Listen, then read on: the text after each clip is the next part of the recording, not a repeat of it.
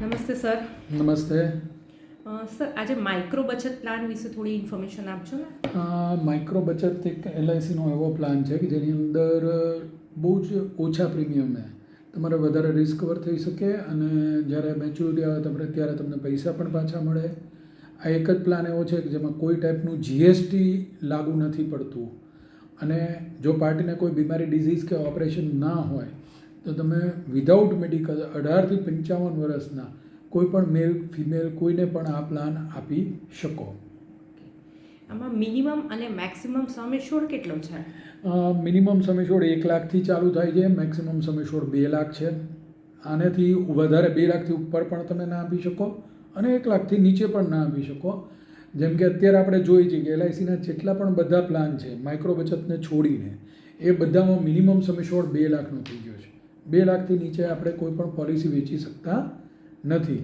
આ માઇક્રો બચત એક જ એવો પ્લાન છે જેની અંદર 1 લાખનો સમ એશ્યોર્ડ પણ અવેલેબલ છે. તો મિનિમમ 1 લાખ ને મેક્સિમમ 2 લાખનો સમ એશ્યોર્ડ અવેલેબલ છે. આમાં કયા કયા એજ ગ્રુપને આપણે આ પોલિસી આપી શકીએ? 18 વર્ષના કોઈ પણ મેલ અને ફિમેલ, એ 18થી લઈને 55 વર્ષના કોઈ પણ વ્યક્તિને જે લોકો ફિટ એન્ડ ફાઇન છે, કોઈ પણ પ્રકારની ગોળી નથી લેતા, ડિઝીઝ નથી, કોઈ ઓપરેશન નથી કરાવ્યા મેજર, તો એમને આ પ્લાન આપી શકાય છે. આમાં ટર્મ કેટલી છે સર? ટર્મ 10થી લઈ અને 15ની વચ્ચેની કોઈ પણ ટર્મ તમે આપી શકો. 10ની પણ ટર્મ આપી શકો, 11, 12, 13, 14, 15 આમાંથી કોઈ પણ ટર્મ તમે ચૂઝ કરી શકો. આમાં પ્રીમિયમ મોડ કયા કયા અવેલેબલ છે? જો જનરલી કોઈ પણ પોલિસીની અંદર આપણે 4 મોડ અવેલેબલ હોય: યરલી, હાફ યરલી, ક્વાર્ટરલી.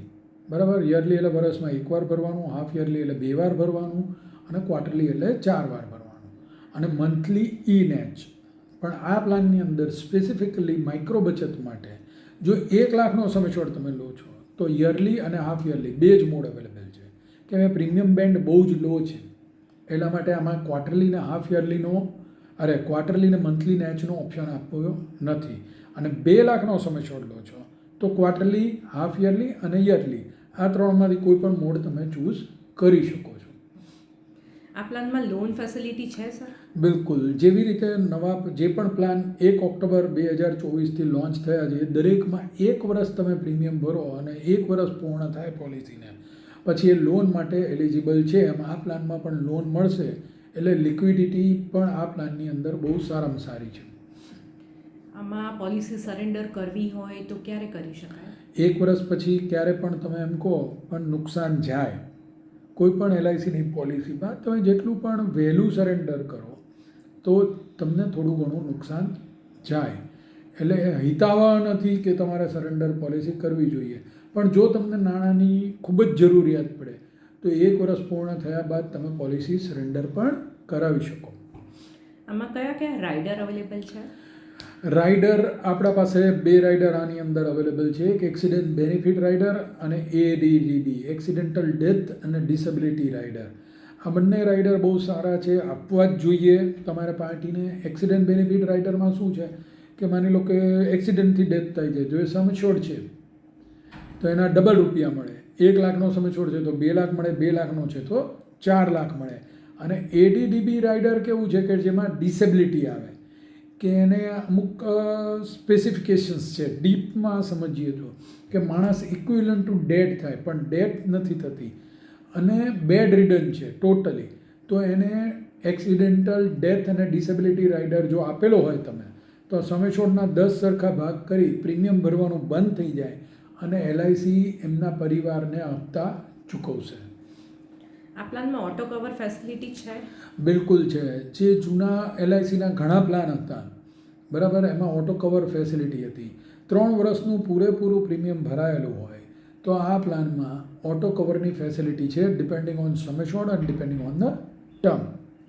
આમાં મેચ્યોરિટી ઉપર શું મળશે?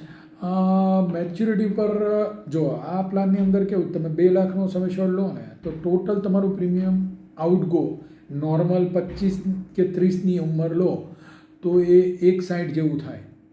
બરાબર? એની સામે તમને 2 લાખ તો ગેરંટેડ કોઈ પણ પોલિસીની અંદર. મેક્સિમમ જે પણ આપણે એન્ડોમેન્ટ પ્લાન છે એની અંદર શું છે કે 2 લાખનો સમ એશ્યોર્ડ હોય તો 2 લાખ તો ગેરંટેડ છે મિનિમમ. એટલે 40,000 રૂપિયાનું તો ગેરંટેડ એડિશન થઈ જ ગયું, બરાબર. બીજું, આ પ્લાનની અંદર લોયલ્ટી એડિશન છે. લોયલ્ટી એડિશન એ 5 વર્ષ પછી એપ્લિકેબલ થાય. તો એ 5 વર્ષ પછી જે પણ લોયલ્ટી એડિશન હોય એ એમાં જમા કરી દેવામાં આવે તો 2 લાખ પ્લસ લોયલ્ટી એડિશન પાર્ટીને મળવાપાત્ર છે. અત્યારે તમે સોફ્ટવેરમાં તમારી રીતે કેલ્ક્યુલેટ કરો તો કરંટ રેટ ઓફ લોયલ્ટી છે એ ઓટોમેટિક આવી જશે અને તમને મેચ્યોરિટીની અમાઉન્ટ દેખાડી દેશે. આ પ્લાનમાં ડેથ બેનિફિટ શું છે? ડેથ બેનિફિટ સમ એશ્યોર્ડ 5 વર્ષ સુધી જો ડેથ થાય છે, બરાબર, નોર્મલ ડેથ થાય છે તો સમ એશ્યોર્ડ આપવામાં આવશે. એક્સિડેન્ટલ ડેથ થાય છે તો ડબલ આપવામાં આવશે. પણ જો 5 વર્ષ પછી ડેથ થાય છે તો સમ એશ્યોર્ડ પ્લસ લોયલ્ટી એડિશન બંને ચૂકવવામાં આવશે આ પ્લાનની અંદર. Thank you so much sir, આજે તમે બહુ સારી ઇન્ફોર્મેશન શેર કરી. Thanks. Yeah, thank you very much.